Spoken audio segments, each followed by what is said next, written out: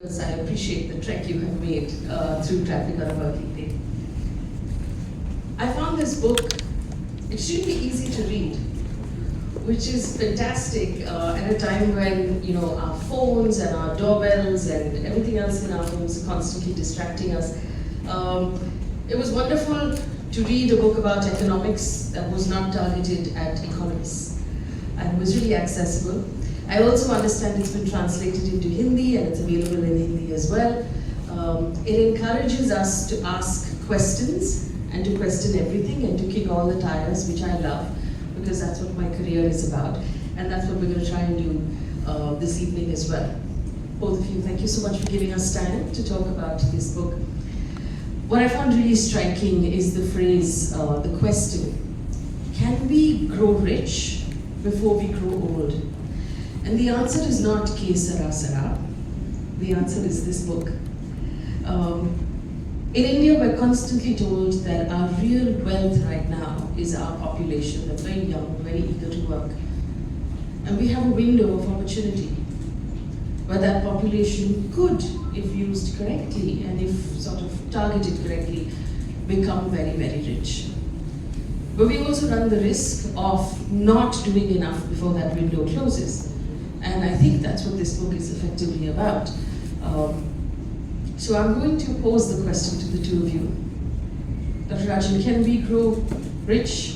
What would it take to grow rich? Specifically, you talk a lot about jobs. Are we not creating enough jobs, or are we not creating the right jobs?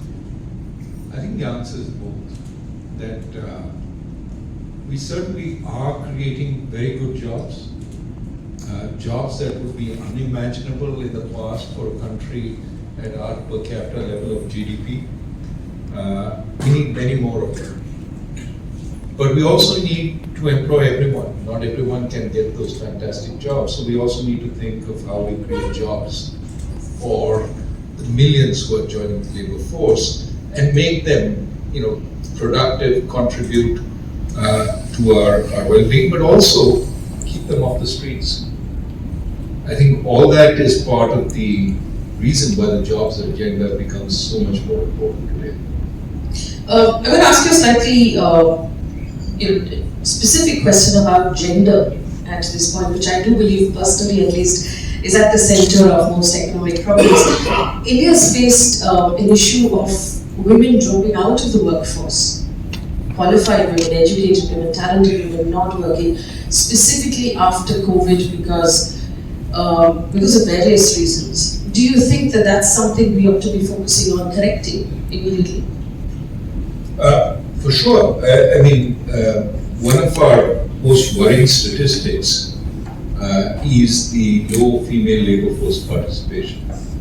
And as Claudia Golden, who won the Nobel Prize this year, has shown, typically countries go down in labor force participation as they grow richer, because when you're largely agricultural, women participate a lot in the labor, and as you become a little more educated, they move out.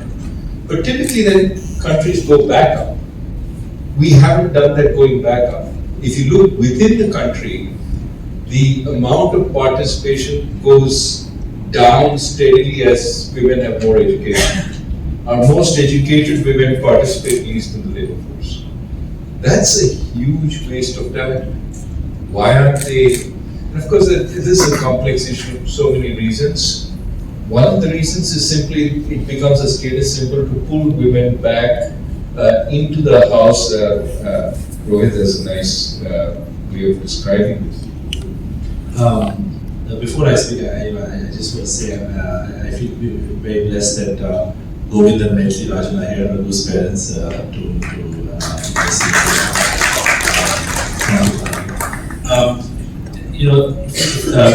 female, we have a whole section in the book which we highly recommend you guys read. I think this is a problem of a massive scale right now in India's economy. As we can go into the ethics of it and the morality of it and the impact on society, but just purely from an economic perspective, this is a huge problem. We have this prominent we were discussing this problem with prominent Dalit writer Chandra Prasad ji. Chandra Prasad ji, he has a sort of firebrand way of talking, and he said, "तुम लोग सब Ivy League school में बैठ के ज्ञान देते रहते हो कि women labor force participation कम हो रहा है, come to my village. My people in my village are so proud that our women don't have to work at the Thakur's house anymore." This is the part, you have to understand, this is the part where the thing comes down. So there's very good evidence that when you get a little bit money, you because of cultural norms, and it's not even cultural, it's true in large parts of the world, people pull women back from work back to the house. It comes up it comes up through a variety of institutional reasons and cultural reasons, both supply and demand factors. So typically when you are at low levels of per capita income, a lot of the work is happening is homemade. Like women are working on industries attached in and around home. When the economy starts growing a bit more, for example, women have to travel then. If you want to work in factories, you have to go outside the house to somewhere. So safety becomes a big issue. Are we doing enough for safety? Is accessibility easy? Are jobs, enough jobs available for women?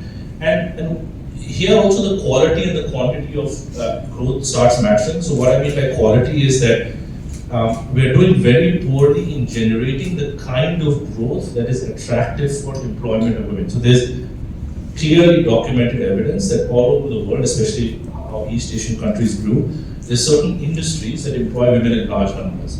Textiles, leather, apparel. And because of our own policies, actually, we have not been able to occupy the space that China is vacating. Bangladesh is occupying it in large numbers. That's why Bangladesh has higher women labor force participation than India. So there are a host of factors. We discussed at least some of them in the book, and we completely agree with you that this is something that is not at all talked about enough. We do talk about women a lot, mostly in terms of voters now, which is good, like in the sense that they're actively voting. Politicians are trying to woo women for their vote. But I think this discussion needs to kind of move away from viewing women. What we need to do most of all is really think about the higher end also, which is not being brought back into the labor force. So how do we get the higher end? Women in science and technology, where data shows that women in India are participating in higher education in STEM, but falling out of the workforce because it's just not policy friendly for women. Last year, the number of females per 100 males in colleges went above 1:1 ratio. So you have more women now going to college. I mean, obviously, if you classify them by majors, it's very different. But their participation rate is an all-time low. And why are we using it?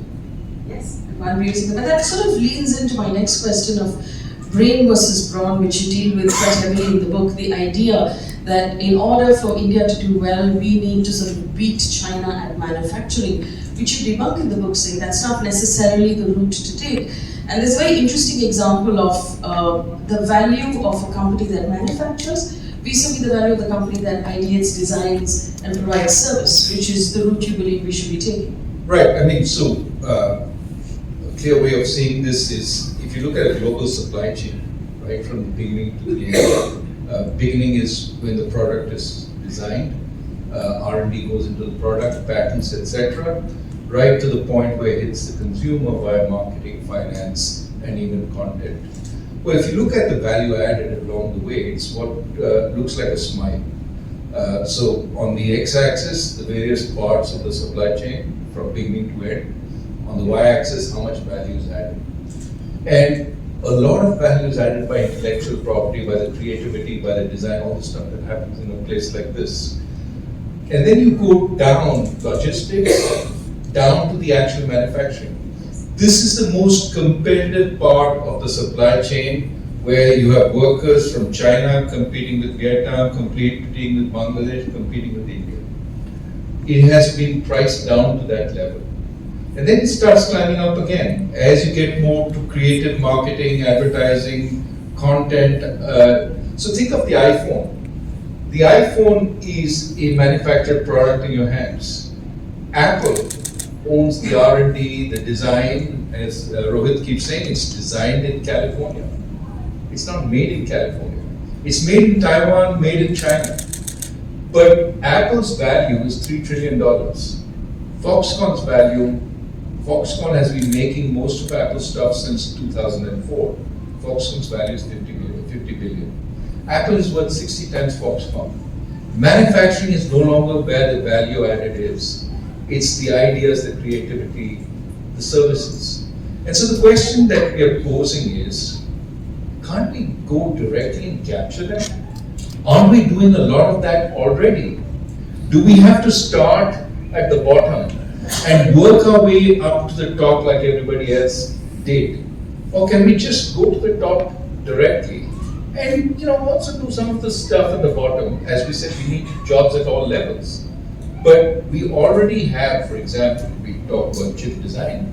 20% of chip design is done in India.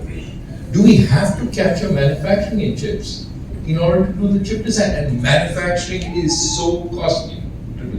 But one counter argument to that is that manufacturing would create a large number of organized jobs. That could absorb a lot of the extra the workforce coming out of agriculture that agriculture can no longer support. It could if we're competitive, but we're not. That's why we subsidize all that. And then the question is the subsidy greater than the number of jobs we're getting? How much will it cost to subsidize manufacturing to get it done? Now, today we have companies desperately looking for high quality talent in India without subsidies. These are the global capability centers, for example. Minister from Tamil Nadu told us 10,000 jobs a month is what he's seeing from these companies going into Tamil Nadu looking for these kinds of workers. So in a sense, there are places we are already competitive at, already successful at. Why not create more workers like that? That's one. Of course, we also need to employ low and moderate and low skilled workers. Services is already employing a huge number of those. I mean, think of restaurants, things. The biggest actually job in India is security guard. It's a service job. But there's cleaners in cities. All of them are more productive than the marginal agricultural workers. So their services are providing jobs. Now you say, well, why not better manufacturing jobs? Yes, if they come. But if we have to subsidize our way up to get them, we have to ask, how costly is this going to be to employ all our people? The employment in manufacturing has been really stagnant as a fraction of the total employment since about 1980. What's absorbed the people leaving from agriculture is services. And so why not think about what's already employing people and see how can we do it better, even while encouraging manufacturing to the extent we can. You tell a great story about ID Idli Batter. It's a product most of us are now familiar with. And you tell a story about the entrepreneur that came up with it. If you wouldn't mind sharing that story again, because it's very telling. Yeah, it's a story of PC Mustafa. It's just a remarkable story. He fails in math in class 6. He's the son of a laborer who picks ginger in a farm and puts it on a bullock cart or a cart for it to be taken away. And then he goes, once he kind of fails out of school, he goes to the farm to help his father, and his future basically starts looking like he's also going to be a laborer in the district of Wayanad in Kerala.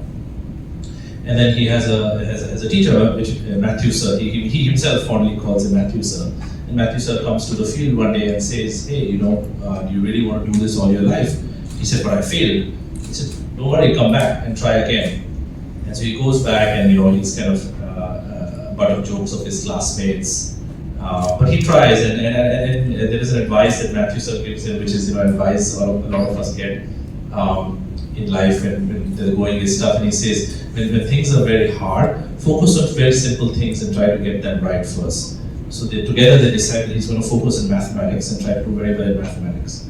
And so a year later, he tops his class in mathematics, and a couple of years later, he tops the whole class and so on. And then he goes to the local NIT, becomes a successful engineer, goes to the Middle East to work for a few years, and then comes back and he wants to be an entrepreneur. He wants to do something in India, and he sees a problem, and most entrepreneurs we talk to, you see that they see a problem that nobody else sees around them, and they kind of passionately go after it. And he says, we should be making access to fresh idli batter easy for all these people, women making idli batter at home and also in restaurants, and they kind of keep at it, and today he's a very successful entrepreneur, and he's employing 3,000 people. And what really endeared to us was that he actively seeks out people from small parts of the country. So he tries to employ people for whom the job would matter the most. And I think what we mentioned this story in the introduction to kind of emphasize the magic of education, what an education can do to a young child who's kind of falling out of the mainstream. And you talk about we need to be building minds instead of building factories. And we need to focus on health, on nutrition. Could one argue that we're already doing that? I mean, if we look at the state governments and the central government, the kind of money that we're spending on food subsidy, the kind of money we're spending on health, the kind of money we're spending on education at this point, are we not doing enough, or is it not impactful enough? Well, we're not spending in the right way, even if we're spending money. For example, we keep talking about this particular example because it's just egregious.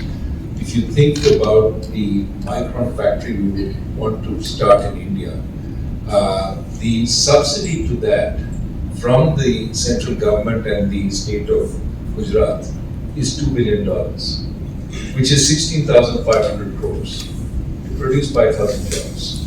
Put that in perspective, the entire higher education budget of the central government is 44,000 crores this year. More than one third of the higher education budget is spent on subsidies to a factory which is not even going to produce state-of-the-art logic chips. It's going to produce memory chips. So it's not that we suddenly are going to be able to produce all these computers as a result. But the point is that we're subsidizing to such a large extent to get a few jobs. It's 3.2 crores per job. While on the other hand, we have all these kids going to colleges which don't have adequate facilities, and 50% of our graduates, according to a survey by WeBox, are unemployed. So think of we should be focused. People keep saying, why do you say either or? You don't have to say either or except when you're spending money, government money, because government money is a choice. What you spend on.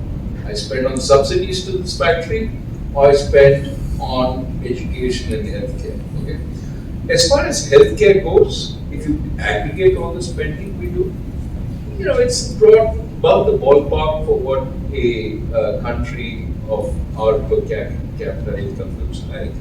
The problem is much of it is spent very poorly and is private spending, which is also it's not that we have it direction in a very good way. It's haphazard. The whole health system tends to be, I tried this doctor, I don't like them, I go to somebody else.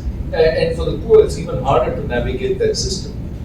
There has to be a better architecture for this. Similarly with schools, right? You spend a fair amount of money on teacher salaries, etc.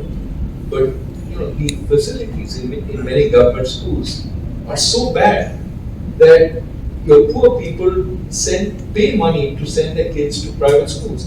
And the worse government the state, the more this happens. In fact, one of the big effects of the pandemic was it hit a lot of poor people, so they put their kids back in government school. This is the last resort. When I don't have the money, I put them back in government school. You cannot run a first world country on this basis, and we want to be a first world country. I think for me personally, a statistic that really jars is the number of suicides India records among students in the 11th and the 12th grade who are studying to take entrance examinations. Quota specifically. Now we're calling them in the media quota suicides. This is something normal that we can talk about, and it's just become part of our fabric. I mean, for me, this just cries out for more colleges. That kind of competition, that kind of pressure on a 16-year-old is not normal, and we should not be okay with it. And the fact that we're not reading this as a mental health, issue and an issue where we're desperately crying out for more investment in higher education? I mean, just the last year, 7.5 lakh students from India went abroad. So just putting it up, just the context of the scarcity of available avenues for higher education for the kind of country that we are kind of burgeoning towards, the youth climate or the demographic dividend that we like to call it. There's simply not enough avenues for learning for our students. And it's not just for college admissions. What you're describing continues to happen, for example, even after college, when a large number of our students sit for these government job exams. Right, there are like 800 jobs, and lakhs of students are taking the UPSC exam or the state services exam. This is also a failure of jobs generation, that a youth who's even going through college, the best aspiration, these are very good jobs, but for so many of people to keep taking these exams 2 years, 3 years, 4 years in a row and being unsuccessful, this is also taking a toll on their mental health. So are these the kind of workers, labor force, entrepreneurs we want to train? Because from a very early age, it's told to them that the best job you can get is a government job, primarily because of the stability that it offers. So what is the solution then? How do you make how do we build an innovative mind? How do you build an entrepreneur? Well, look, it's not going to happen overnight. But we have lots of examples of success stories in the book of places that can make a difference. So let me give you an example, since that's the best way to communicate. How do you build a good school quickly? You have fantastic schools in Mumbai, Bombay, Scottish, Cathedral, etc.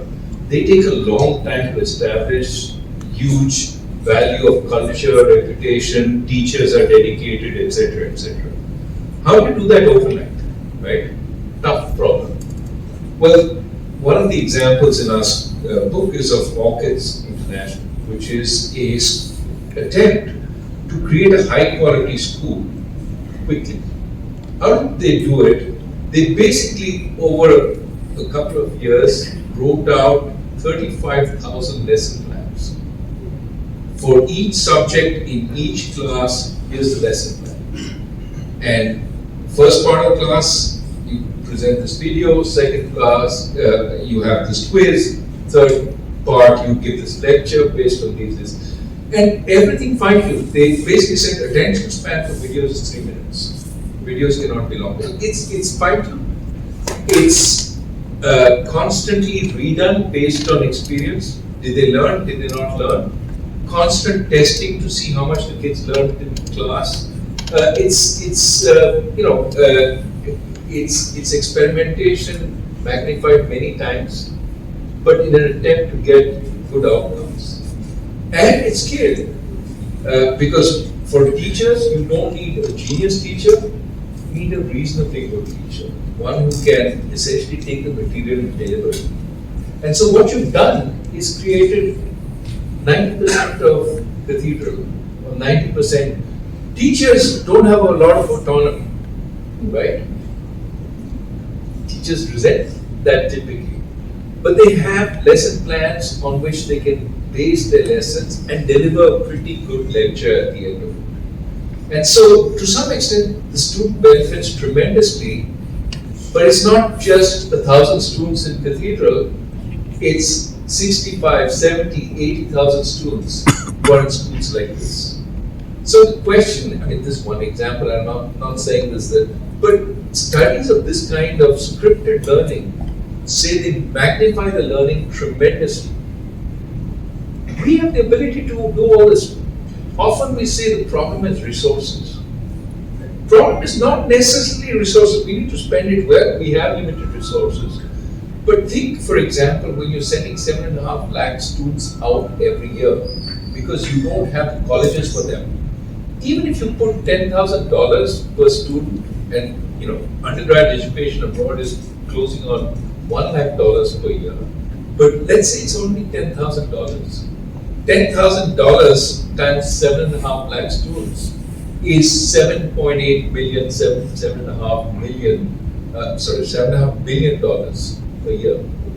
If we invested that $7.5 billion a year in import substitution, which means creating high quality colleges, we would keep those students and give them a high quality education. And not only would we keep them, they would come stay in India, maybe go outside for a PhD, come back, but those minds would contribute to our growth and well-being. Today we just export the best minds and they don't come back. At least in primary education, there are probably four things that we outline in the book in terms of conceptual architecture to understand the severity of the problem and how to deal with it. And broadly define the decentralization. You need to decentralize. Somebody sitting in Lucknow cannot decide how a school run in some faraway district within UP should be run. UP is the 5th largest country in the world. You cannot run UP from Lucknow. Okay, so decentralize. Choice.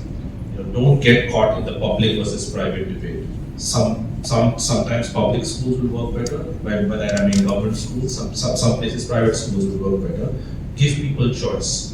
And fire on both cylinders and see what works better in what context, in which district, in which state, and so on. Experimentation. So this is the combination of choice and decentralization is going to lead to experimentation. Many great ideas in India actually started small. To give you an example, the midday meal scheme started small at a district state level. And eventually it was scaled up slowly to the entire country because it seemed to be working in getting more students to school. It really helped in cracking the primary problem, which was enrollment. Now we have the second problem, which is learning outcomes. And fourth, which what Raghu described, is rely on technology in a smart way. You cannot achieve scale physically, quickly in India on anything. So you have to rely on technology. So if it's you're in a hilly state and a teacher cannot go to every school, the teacher can run a classroom from, let's say, the main school of that district, and the students can have access to lectures, but the local person there needs to know how to use technology judiciously. So decentralization, choice, experimentation, technology. Kind of understanding the strength of all these forces can go a long way in improving infrastructure. Speaking of primary education, research has told us that how well a child is fed from ages 0 to 5 determines their development through their life. India is home to the largest number of hungry children in the world. We have more malnourished, undernourished children than anyone else in the world. Of course, these are numbers and ratings and statistics that our government routinely dismisses as not reliable. But if we don't feed our children between under the age of 5, it doesn't matter what opportunity we make available to them as adults, they will not be able to compete with the rest of the world. I mean, we're talking about becoming rich as a country. Is it important to just stop and say, can we get some food into the bellies of our hungry children? You hit the nail on the head. What are our priorities? Even if we say the priority is to become a reasonably rich country by 2047, Amrit Kaal, how do we get there when, as you just put it, 35% of children today suffer from malnutrition, which means their brains are stunted, their health suffers over time, they don't grow to their full size. 35% of our workforce, 23 years from now, 24 years from now, which is 2047, is going to be those kids of today. How can you be a developed country when 35% of your workforce can't cut it? It's simple just thinking about here to there. And that means we have to, in favorite government parlance in India, go into mission mode to end malnutrition and stop saying that, oh, Indian kids are more stunted, this is something about Indians. Well, it turns out they're not stunted in the UK, right? The same Indian kids, when they go to the UK, are on par with all other kids from other countries. So it's something to do with India itself. Bangladeshi kids compared to Indian kids, we're the same sort of gene pool, but they do fine, we're not. So, kids in Kerala, only 6% malnutrition. Some kids in places like Bihar and Jharkhand, we have worse statistics than sub-Saharan Africa, right? So, we have to do better. But the point we're trying to make is, if you focus on the fundamentals, health, education, a strong liberal environment for entrepreneurship, everything else will follow. We don't need to go back to the 60s and 70s where government constantly has to intervene in things it doesn't have a business intervening in. But instead, let it intervene on things it should do. When you say the government doesn't have a business intervening in some things, what are those things? Picking winners and losers. You industry, we're going to protect you, we're going to put tariffs, and we're going to subsidize, some companies here to become bigger and champions. That industry, we don't need you that much. We're going to de-emphasize it. We're not going to give you any subsidies. That kind of thing is now back in vogue across the world. We, as a country which experimented with it and know it doesn't work, should be last in going back to it. I'll give you an example. Again, it sounds like I'm obviously we're picking examples just to show how extreme they are. What's our strongest success in the last few years, last 20 years, is the software industry. Hugely successful. Okay? What we want to do is, oh no, let's not worry about that, that has its own legs. Let's bring computer manufacturing to India. So what we're going to do is put licensing on computers. If you want computers, you need to go to a bureaucrat and say, I want so many computers. Or you buy whatever's licensed to be produced. How retrograde is this? I mean, Narayan Murthy writes in his has spoken about this often, but how he had to go to Delhi to stand in line to wait for the computers that Infosys needed in its early days. Why are we hamstringing one of our most important industries by limiting access to a really important input? Do we really need to assemble computers in India? Right? Why not just allow the free import? If you're worried about too much dependence on a particular country, you can shape that. But why go back to the license permit Raj on computers, where in fact so many vibrant new industries are dependent? Are you going to have a bureaucrat? Narayan Murthy describes how bureaucrat asks, what are you going to do with the computer? Why do you need this powerful a computer? Are we going to go back to those kinds of questions? If you want an 800 computer with an 800 AI chip, do you have to explain why I need to do AI and what I'm going to do AI? We need to go forward rather than backwards. And just on the part about the malnutrition health, it looks like a very abstract problem. And say, I think there are lots of success stories in India of having cracked very complicated problems. Those of you who are my age or maybe slightly older or younger, will remember, Amitabh Bachchan on TV every day telling you to, give polio ki khorak to your children. India is an amazing success story in how we were able to get almost close to eradicating polio. This was a hard problem. There are other countries we talk about in the book like Peru, Thailand, Vietnam, who had disturbingly high amounts of malnutrition numbers, but they took it on as a mission mode, and they did it like within, and World Bank has very interesting studies of Peru, for example. They made it it became a political issue, and they were able to crack that problem. Second thing, I highly recommend everyone here, if you haven't already, please read the NEP, the National Education Policy. It is fantastic. It is taken out by this government. I think when I have a few points of disagreement with it, but overall, it's a fantastic policy. For example, it recognizes what you start. The first part of that policy says the biggest challenge is what they call the early childhood challenge, both in education and health, because if the child does not absorb nutrients and learning till the age of 5, it is very difficult to remedy. So they recognize and they think about the very crisp suggestions. If only there is pressure put on government through civil society, through intellectual discourse, through the media, on taking on, just literally, if you're able to implement 50% of the NEP in mission mode, we'll go a long way. I have one more question and then we'll open this up to the audience. The very interesting idea that in order to build innovators, in order to build sort of disruptors, We need to encourage asking of questions. We need to encourage, dissent. We need to encourage, a more open, democratic society. And the book says very clearly that this would be a terrible time for India to sort of go back on our ability to question, to protest, to dissent. We could have many conversations about the things that are going wrong right now. And I want you to just elaborate on what you feel we're doing wrong and what we should do differently. Well, look, I think if we want to say we're moving forward, and we do desire to become a developed country as soon as possible, we have to recognize the way forward is the way of ideas, the way of creativity, occupying that high end of the smile curve, which is innovation, intellectual property. We can get there, but what does it take to get there? It takes good universities, it takes some spending, research spending, etc.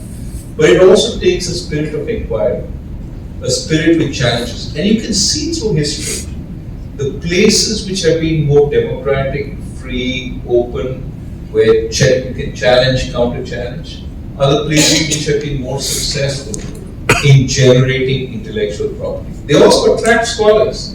Scholars come to places where they can speak freely, where they can debate with each other, where they don't have to worry about hurting each other's sentiment. They actually can, have vigorous debate. And it used to be the free cities in Europe. Then it moved to the United States as a place of the free. A lot of scholars moved from Europe. Certainly during the Nazi regime, many left to go to the United States.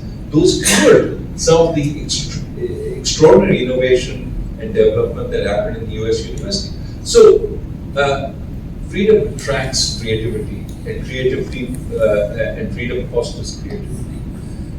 If we want to go there, we have a strength, which is unlike China, unlike Vietnam, we have a democracy.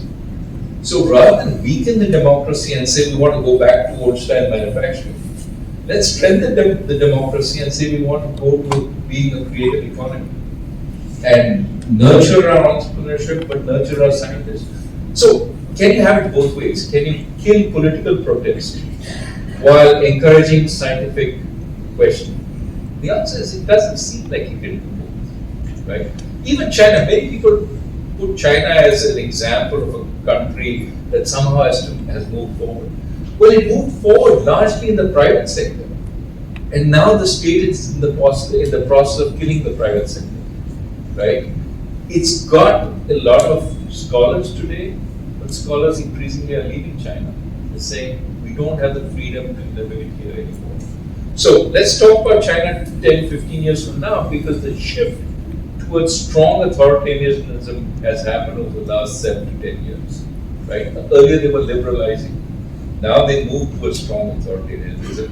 Will they be as innovative 10, 15 years from now? Military innovation is possible. The Soviet Union showed that.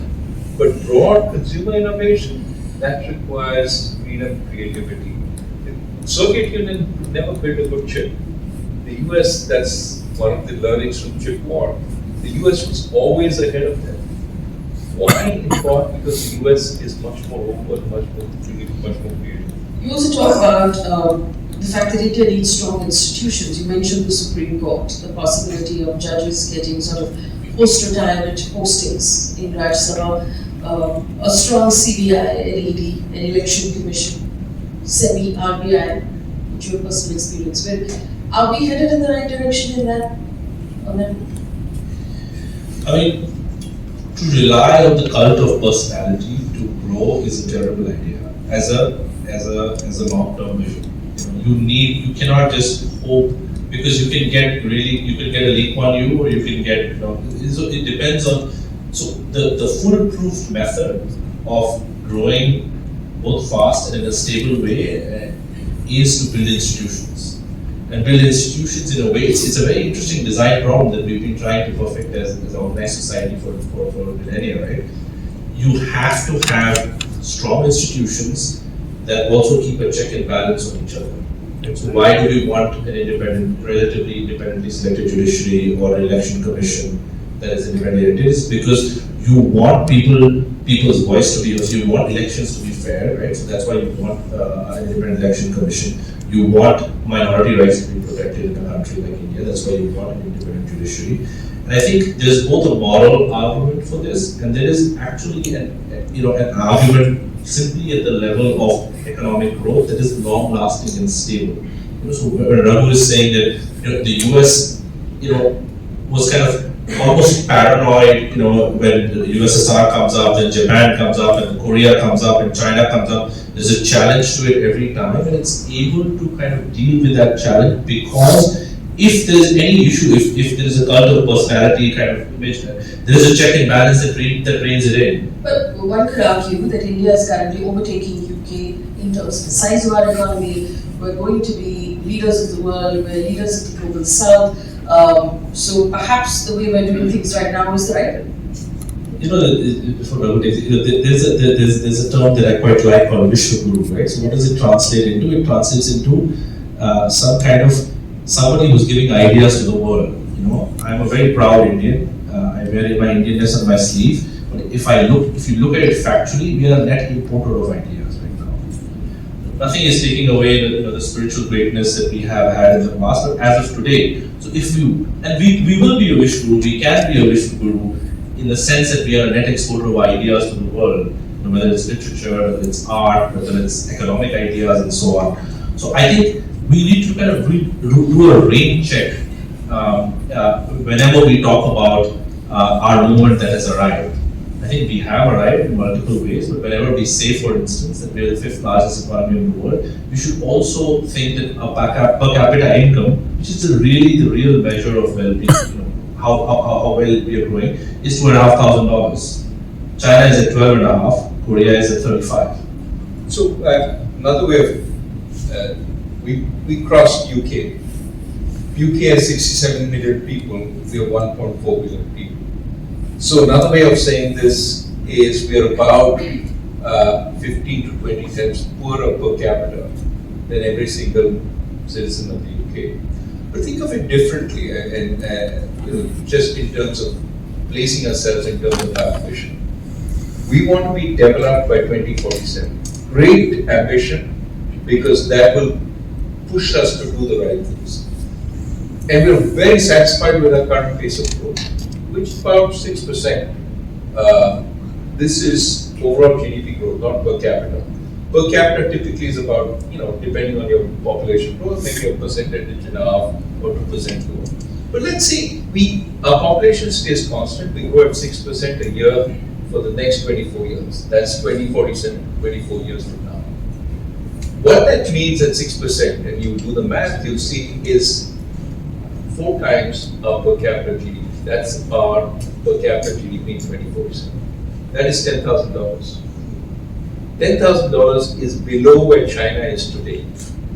In other words, 24 years from now at the current pace, we won't even reach where China is, right? Yes, we will overtake Japan on the way. We will be the 3rd largest economy in the world if you don't count the European Union as an economy. The European Union, counted as an economy, will be still bigger than us. But per capita, which is what Rohit says is the critical issue, we will still be a moderately poor country. Moderately middle income, probably. About the level of Mexico and Brazil today. And remember, by that time, we'll be coming to the end of our population dividend, we will be growing old. So if we grow at our current pace of growth, we will grow old before we grow rich. Which investment tells us, even as individuals, and if you look at it as a country, we need to be making our money now before we all collectively have to retire and live off that money. A very quick question to you, Dr. Rajan. The last time you and I spoke, we were talking about a minimum income support for poor Indians. Since then, we've had some states that have had free travel for women, free electricity. Some also talking about 1,000 rupees a month for younger women. It's been called the Revadi culture, it's been called the freebie culture that will sort of bleed our exchequers, make our states poor. Do you believe that any of this is on the right track? I think targeted transfers at the poorest and targeted benefits where there might be useful in, so, for example, poor women, getting them to work. If they can get to work more easily with free transport, great. Does every woman need a free transport? No. Can you make a distinction? Probably, and we can make better distinctions over time. Similarly, for really poor households, giving them a cash transfer is not a bad idea, to the extent that it helps them invest in their kids. The malnutrition we talked about, of course, it needs to be invested in the right roads. Can get their kids into better schools because they have choice now. The point that Rohit was saying earlier, maybe between government schools and private schools, which they earlier were exercising towards private schools. They're not because of the pandemic, but can they go back? I think a little bit of a targeted transfer to the poorest is not a bad investment for the country, because poorest get more empowered, they have more choice. But across the board, transfer for this, transfer for that, a free mix here, free that. At some point, you're cutting into your ability to spend on things that you actually need to spend on as a government: infrastructure, healthcare, education, all that stuff. I mean, when I was governor, the big issue then was loan waivers. Yes. And that was a big thing in the election. Let's promise a loan waiver.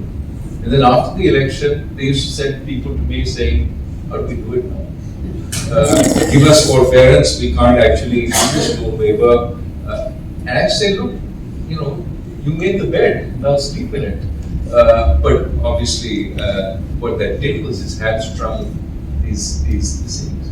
So we have to be very careful about the transfer, because as we write in the book, once you make a transfer, you can't take it back. It becomes a property right. And so, that's also reason we think universal basic income is a bad idea, because it takes people away from the workforce. Some transfers are a good idea. Making people sort of live off welfare for the rest of their life is not a good idea. There's also the argument of loan waivers for farmers and write-offs for big corporations.